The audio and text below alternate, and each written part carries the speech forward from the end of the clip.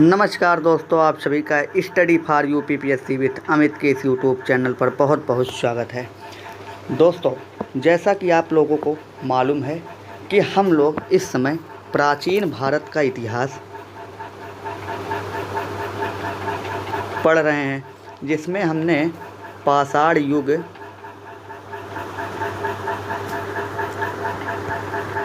या पाषाण काल, इसके अलावा सैंधो सभ्यता का इतिहास या हड़प्पा सभ्यता का इतिहास पूरा कंप्लीट पढ़ चुका है। अब जो हमारा तीसरा टॉपिक स्टार्ट हुआ है, जिसमें हमने वैदिक काल या वैदिक युग के बारे में अध्ययन कर रहे हैं, जिसमें हम देखे थे इसमें पहला जो वेद है ऋग्वेद का संपूर्ण अध्ययन हमने कर लिया है। आज जो हम लोग पढ़ेंगे वह है सामवेद का अध्ययन आज हम लोग करेंगे। तो चलिए, आप लोग वीडियो में बने रहिए और वीडियो को ज़्यादा से ज़्यादा लाइक, कमेंट, शेयर ज़रूर करिएगा। तो आज का जो हमारा है सामवेद का विषय गायन, वादन, नर्तन का है। इसी में सर्वप्रथम सप्त स्वरों यानी कि सा रे गा मा प ध नि सा जो है, इसके बारे में हमें मिलता है। सामवेद के कुल 1549 मंत्र हैं। सामवेद के कुल 1549 मंत्र हैं, लेकिन इसके वास्तविक रूप से कुल 75 मंत्र हैं। वास्तविक रूप से कुल कितने मंत्र हैं? 75। और कुल कितने मंत्र हैं? तो 1549 मंत्र।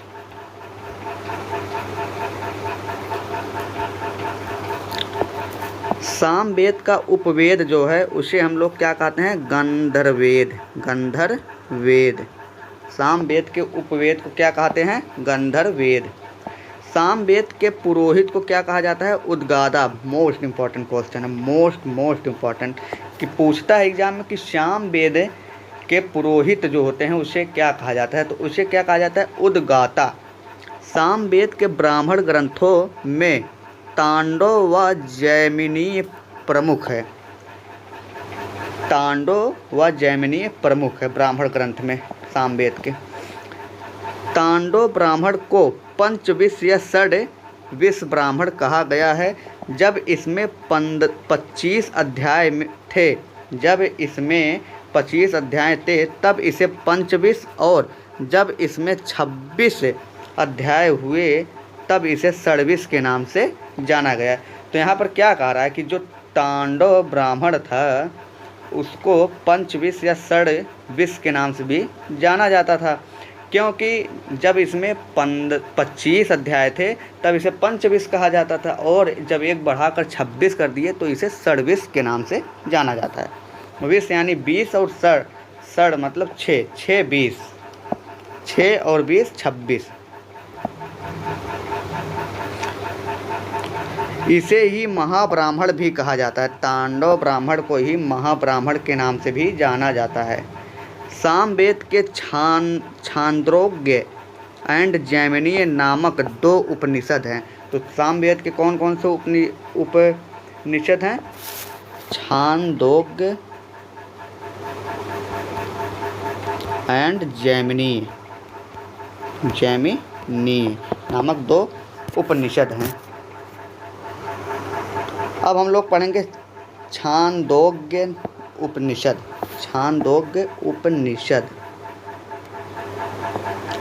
यह सबसे प्राचीनतम उपनिषद है। इसी में सर्वप्रथम देवकी पुत्र कृष्ण का उल्लेख मिला था। इसी में सर्वप्रथम ब्रह्मचर्य, गृहस्थ और वामप्रस्थ नामक 3 आश्रमों का उल्लेख मिलता है, जबकि संयुक्त रूप से 4 आश्रमों का उल्लेख सर्वप्रथम ज्वालोपनिषद में मिलता है।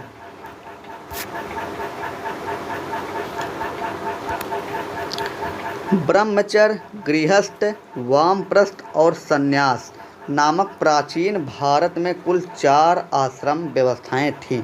इन सभी की समय सीमा 25-25 वर्ष थी, यानी 100 वर्ष पूरे थे। 4 25 गुणे 4 100 वर्ष। तो ब्रह्मचर्य, गृहस्थ, वानप्रस्थ और संन्यास नामक प्राचीन भारत में कुल 4 आश्रम व्यवस्थाएं थीं। इन सभी की समय सीमा 25-25 वर्ष होती थी। नोट यहाँ पर दिया गया है। सामवेद के छांदोग्य व जैमिनीय नामक 2 अरण्यक ग्रंथ थे, यानी सामवेद के जो उपनिषद थे वही उनके अरण्यक ग्रंथ भी थे। चलिए आगे देखते हैं हम लोग।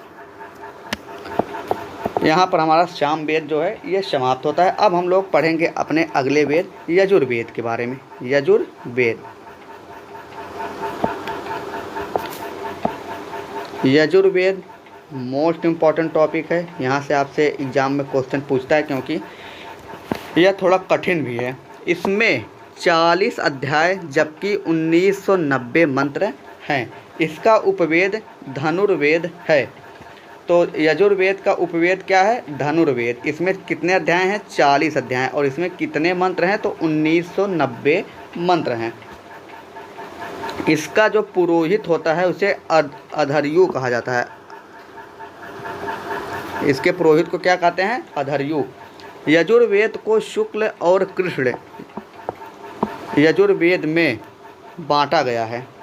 शुक्ल यजुर्वेद, पहला हेडिंग है शुक्ल यजुर्वेद। शुक्ल यजुर्वेद को वाजसनेयी संहिता के नाम से जाना जाता है। शुक्ल यजुर्वेद की कान्व व माध्य नंदिन नामक 2 शाखाएं थीं।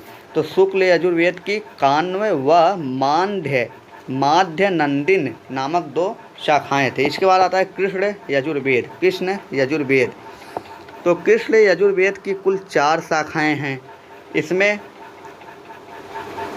काठक, कपिटल,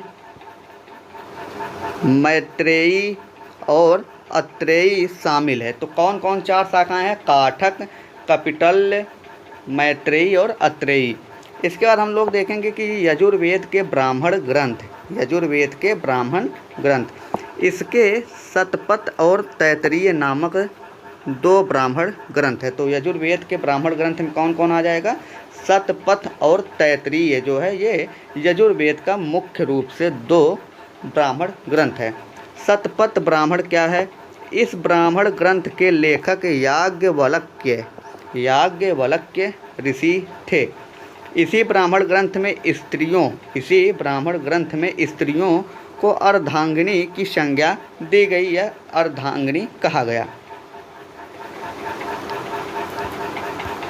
इसी ब्राह्मण ग्रंथ में जल प्लावन की कथा और वैश्वानर अग्नि की कथा का उल्लेख है। तो जल प्लावन की कथा और वैश्वानर अग्नि की कथा किस यजुर्वेद में है? तो यह है किस ब्राह्मण ग्रंथ में है? तो यह यजुर्वेद के शतपथ ब्राह्मण ग्रंथ में इसका उल्लेख किया गया है। इसके अलावा आप देखेंगे इस अग्नि को विदेह माधव ने धारण किया था। इस अग्नि को विदेह माधव ने धारण किया था। किस अग्नि को? वैश्वानर अग्नि को। इसके बाद हम लोग देखेंगे कि यजुर्वेद के उपनिषद क्या थे। तो पहला उपनिषद क्या था? बृहदारण्यक उपनिषद। इसी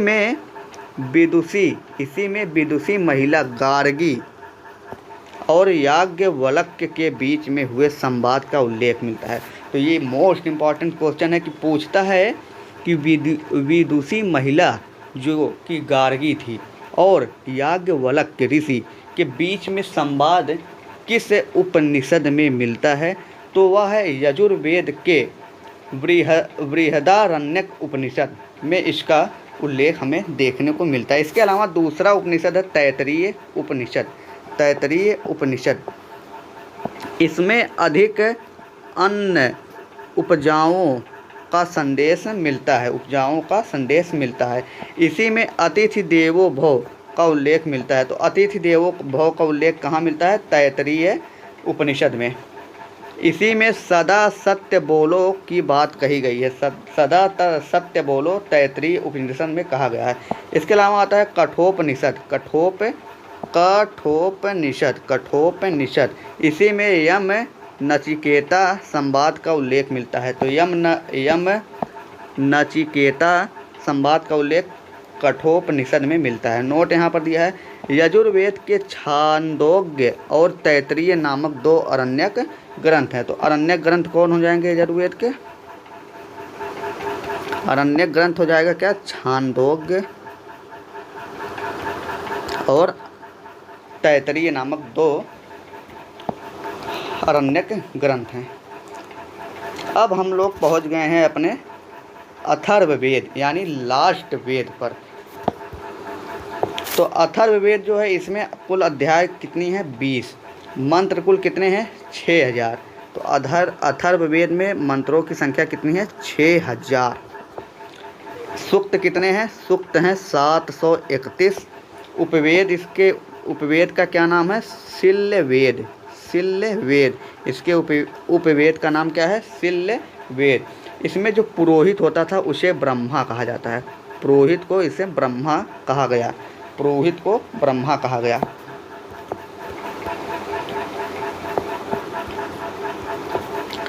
वेदों के पुरोहितों जैसे होता या होत्र, उद्गाता, अधर्यु व ब्रह्मा के बीच में जब कोई विवाद होता था तब अंतिम निर्णय जो है वो ब्रह्मा का होता था। तो अंतिम निर्णय किसका होता था? ब्रह्मा का। तो ब्रह्मा किस वेद का पुरोहित कहलाता था? तो ब्रह्मा जो हैं वो अथर्ववेद के पुरोहित के नाम से जाते हैं।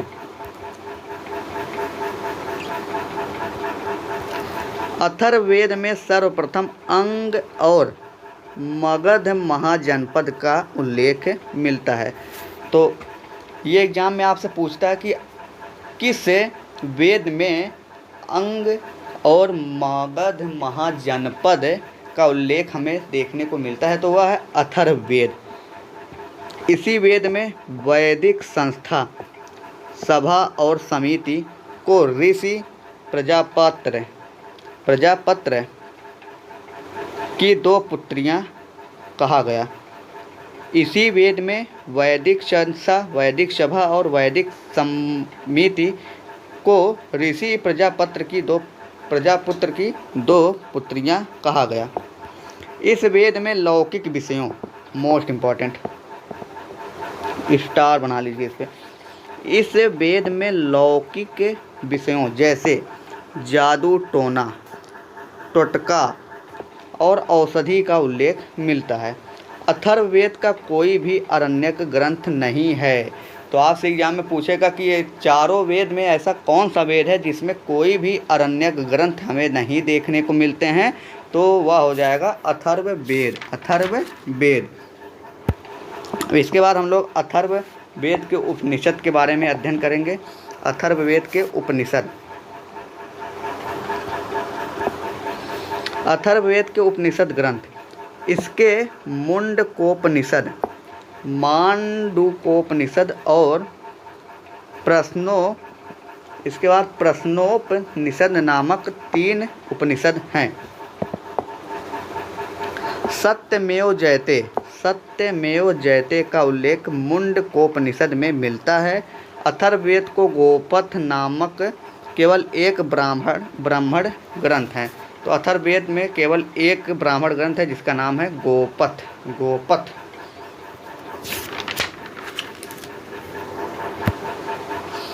इसके अलावा अब हम लोग पढ़ेंगे वैदिक युग की राजनैतिक स्थिति कैसी थी। वैदिक युग की राजनैतिक स्थिति कैसी थी? तो वैदिक युग में राजा ही राज्य का मुखिया होता था। वैदिक युग में राजा ही राज्य का मुखिया होता था। राजा को इस समय राजन या जनस्य गोपा के नाम से जाना जाता था। तो वैदिक युग जो था, इस समय राजा ही राज्य का मुखिया होता था और राजा को इस समय राजन या जनस्य गोपा के नाम से जाना जाता था। इस युग में कुल 4 राजनैतिक इकाइयाँ थीं। तो वैदिक युग में कुल कितनी राजनैतिक इकाइयाँ थी? 4। पहला क्या है? जन। जन के मुखिया को क्या कहते थे? राजा। जन के मुखिया को क्या कहा जाता था? राजा। इसके बाद दूसरा है विष। विष के मुखिया को विषपति। तीसरा है ग्राम। ग्राम के मुखिया को ग्रामणी। और चौथा है परिवार या कुल। परिवार या कुल की मुखिया जो होते थे उसे कुलपति या मुखिया के नाम से ही जाना जाता था। तो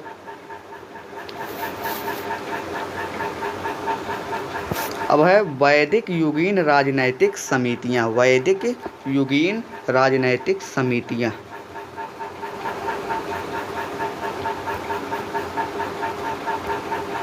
इस युग में विदथ, सभा और समिति एवं गण नामक 4 राजनीतिक समितियां बनी थी। तो वैदिक युगीन में विदथ, सभा, समिति एवं गण नामक 4 राजनीतिक समितियां बनी थी। कौन कौन? विदथ, सभा, समिति और गण। विदथ, सभा, समिति और गण नामक 4 राजनैतिक समितियां थी। सबसे पहला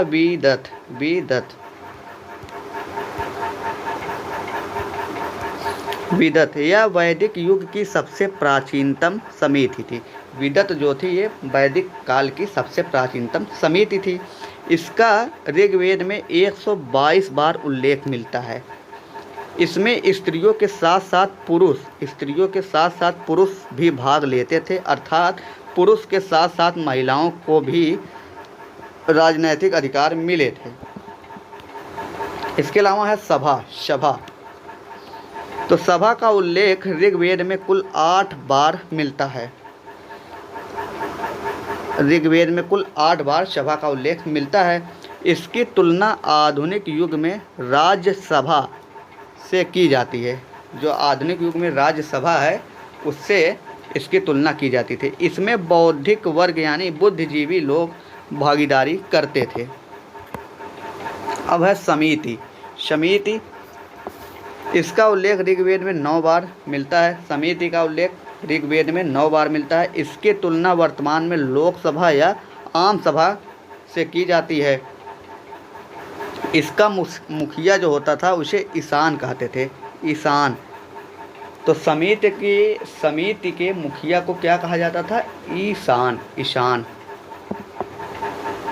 यहाँ पर कुछ नोट है, इम्पोर्टेंट है। वैदिक युगीन राजा के पास नागरिक सेना होती थी जिसे मिलिशिया के नाम से जाना जाता था। मिलिशिया कहा जाता था। तो वैदिक युगीन जो था उसमें जो राजा होते थे उनके पास जो नागरिक सेना होती थी उसे मिलिशिया कहा जाता था। इस समय राजा का सहयोग सेनापति या सेनापति, पुरोहित जिसे प्रधानमंत्री आज के समय में कहा जाता है, पुरोहित और सारथी यानी रथ चलाने वाला करते थे। तो यहाँ पर दोस्तों हम लोग आज की वीडियो में इतना ही पढ़ेंगे। हम कल के वीडियो में अब इससे आगे पढ़ेंगे, जिसका जो क्या पढ़ेंगे? उत्तर वैदिक युगीन की राजनैतिक स्थिति क्या थी? उत्तर वैदिक युगीन की राजनैतिक स्थिति कैसी थी या क्या थी, इसके बारे में हम लोग कल परिचर्चा करेंगे। तो आज के लिए इतना ही। आप लोग वीडियो को ज़रूर देखें और ज़्यादा से ज़्यादा लोगों में शेयर करें, इससे आपको बहुत ही लाभ प्राप्त होगा। पहला वीडियो तो ज़रूर जाकर देखें, बहुत ही बढ़िया से बनाया गया हुआ वीडियो है। तो चलिए कल हम मिलते हैं उत्तर वैदिक युगीन की राजनीतिक स्थिति के साथ हम लोग इसका प्रारंभ करेंगे और कल ही वैदिक काल जो है या वैदिक युग जो है ये हम लोग समाप्त करके बौद्ध धर्म पर पहुँचेंगे और बौद्ध धर्म के बाद जैन धर्म पर पहुँचेंगे। तो नमस्कार दोस्तों, आप सभी का मिलते हैं अगले वीडियो।